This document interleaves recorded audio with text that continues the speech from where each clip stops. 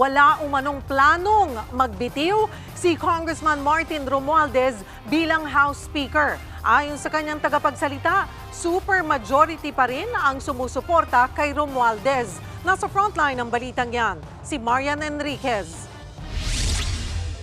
Siniguro ng bagong talagang tagapagsalita ni House Speaker Martin Romualdez na hindi magbibitiw ang Speaker sa pwesto. Walang planong mag-resign, walang planong pagtatanggal at wala ring plano na magkaroon ng palit ng liderato dito sa mababang kapulutan. Giit pa ni Barbers, higit 90% ng mga miyembro ng Kamara ay nakasuporta pa rin kay Romualdez. Ganyan din ang giniit ni House Infrastructure Committee Chairman Terry Ridon. Yeah, I think the supermajority for the Speaker remains. No? So I think that should be the end of that.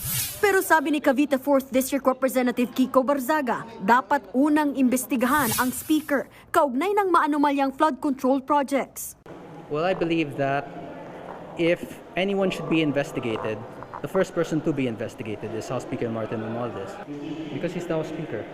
Bukas naman daw si Romualdez na makipag-usap kay Barzaga. The Speaker would be available to give him that time and discuss things or ask clarifications directly from the Speaker. Sa gitna ng mga kontrobersya, tila hindi pa rin namamatay ang alingas-ngas ng posibleng rigodon sa Kamara. Ang tanong, matibay ba ang kapit ni Romualdez o may darating pang bagyong maaring yumanig sa kanyang liderato? Nagbabalita mula sa Frontline, Marian Enriquez, News 5.